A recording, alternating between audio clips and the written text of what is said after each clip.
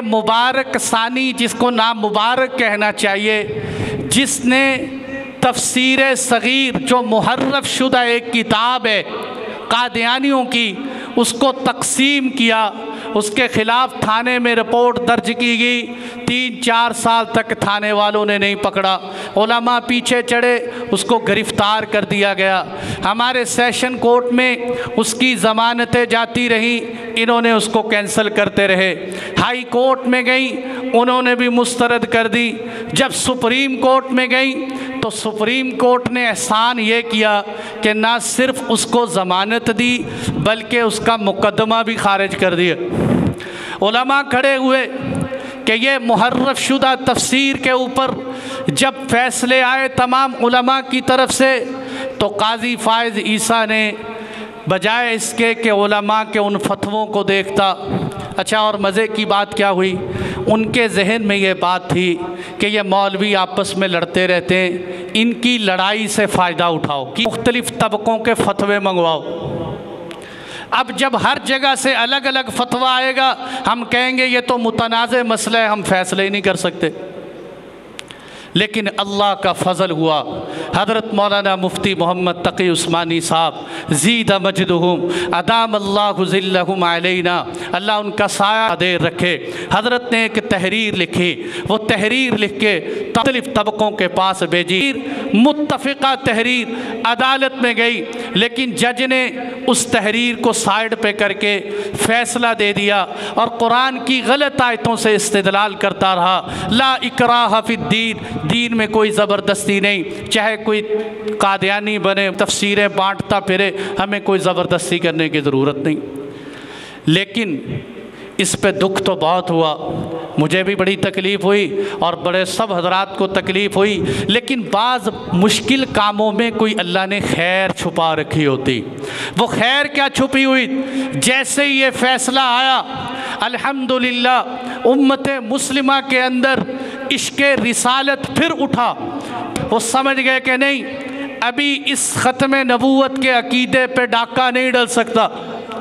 अब क्या हुआ, वो जो केस था 1974, मैंने नहीं देखा, आप में से किसी ने देखा हो, हमने अपने बड़ों से सुना था।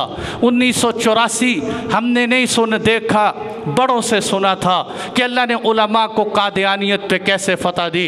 आज मुसलमानों, शुक्रिया का दिन है कि अल्लाह ने 22 अगस्त 2024 आज हमें इन जीती जागती आँखों के साथ दिखाया कि वही अदालत, वही कटहरा, वही जज काजी फ़ाइज़ ईसा जिसने खुद इकरार किया मुझसे गलती हुई, मैं अपनी गलती को तस्लीम करता हूँ, मैं अपने फ़ैसले को वापस लेता हूँ और मैं इसके मुकदमे को फिर दायर करता हूँ। और हज़रत मुफ्ती तक़ी उस्मानी साहब इस्तांबुल में बैठे हुए थे, अल्लाह ने ऐसी इज़्ज़त अता फ़रमाई कि अदालत ने ऑनलाइन हज़रत को कहा कि आप इस्तांबुल में बैठ के इस मुकदमे की समाअत करें।